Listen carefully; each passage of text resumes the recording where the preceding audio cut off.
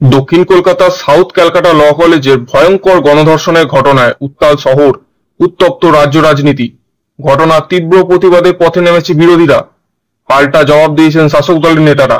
নমস্কার, আপনারা দেখছেন দ্য ইন্সপায়ারিং থট, সর্বদা সত্যের মুখোমুখি।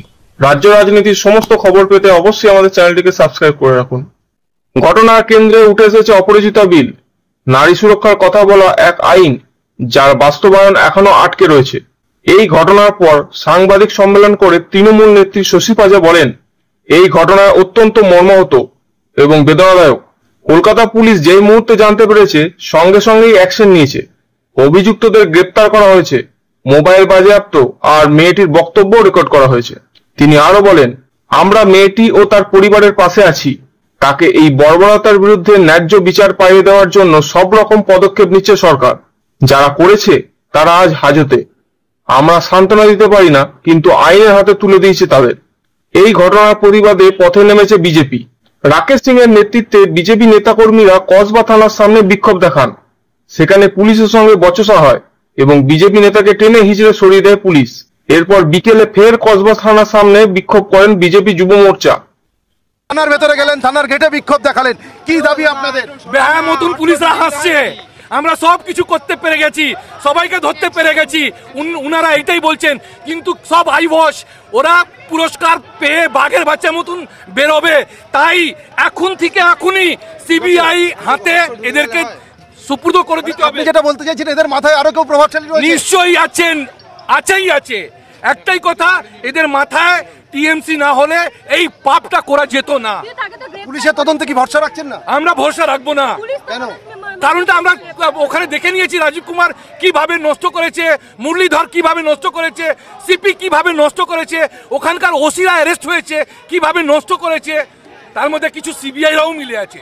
আইনের কলেজ সেখানকার গার্ডকে বের করে দিয়ে গার্ড রুমের মধ্যে শারীরিক নির্যাতন করা হয়েছে। সেটা টিএমসি শক্তি আছে না, দিদির সরকার আছে, দিদির পুলিশ আছে, দিদির সবাই আছে, তাই জন্য এটা পারবে, নাহলে কেউ পারবে না। আর আমাদেরকে দেখবেন এখন গ্রেফতার করবে, আমাদেরকে হামলা মামলা হবে, আমরা রেডি আছি। কসবাকে হিলিয়ে দিব, কসবার এই তৃণমূলের দাপটটা এখান থেকে শেষ করে ফেলবো। এই সব চলবে না, কোনোদিন চলতে দেব না।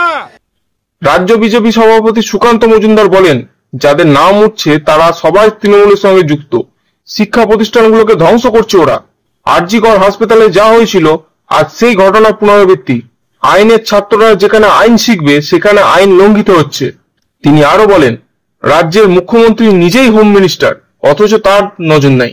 কালীগঞ্জের বোমায় মেয়েকে মারা হচ্ছে, আরজি করে ধর্ষণ করে খুন, এসব পাপের বোঝা তাকেই বইতে হবে।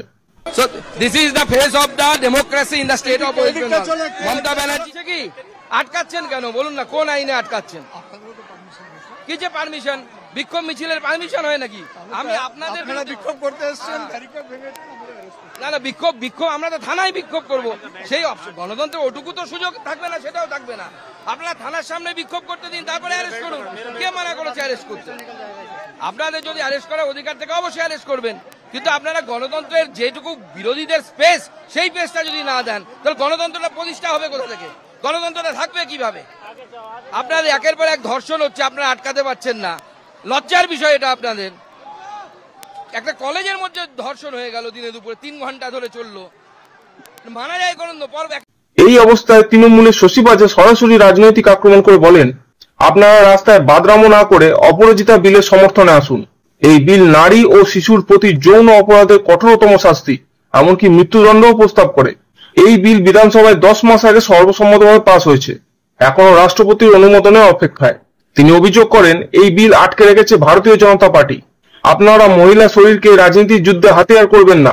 যদি সত্যিই নারীর সুরক্ষা চান তাহলে সংসদে এই বিলকে আইন করুন। বিলটি আরজি কর ধর্ষণ হত্যাকাণ্ডের পরে বিধানসভায় পেশ হয় এবং সর্বসম্মতভাবে পাস হয়, কিন্তু রাষ্ট্রপতির অনুমোদন ছাড়া এটি আইনে পরিণত হতে পারছে না। এইটা চলতে পারে না, এটা হতে পারে না। আবার একটা অপরাধ হবে, রাজনীতি প্রবেশ করবে।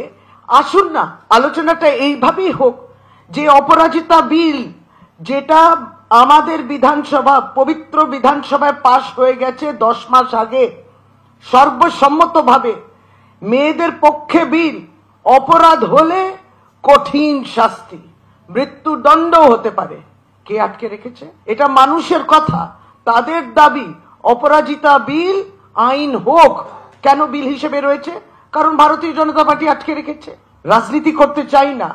এখানে যদি ন্যায্য দাবি থাকে এই বিলটা সমর্থন করে সম্মানীয় রাষ্ট্রপতিকে বলে, কারণ এখানে পলিটিক্যাল ইঙ্গিত দেওয়ার চেষ্টা করছেন, আটকে রেখেছেন। এটা তো হতে পারে না। শিক্ষাঙ্গনে যেখানে নারী নিরাপদ থাকার কথা, সেখানেই যদি এই বর্বরতা ঘটে, তাহলে সমাজের কোথাও তো বড় ফাঁক থেকে যাচ্ছে। অপরাজিতা বিল বাস্তবায়িত হোক কি না, সে প্রশ্ন আজ আমাদের সকলের সামনে। এই প্রশ্নের জবাব শুধু রাজনৈতিক দল নয়, আপনাকেও দিতে হবে নাগরিক হিসাবে। এই ঘটনাটি নিয়ে আপনার কি মতামত? আপনি কি চান অপরাজিতা বিল আইনে পরিণত হোক? কমেন্ট করে জানান।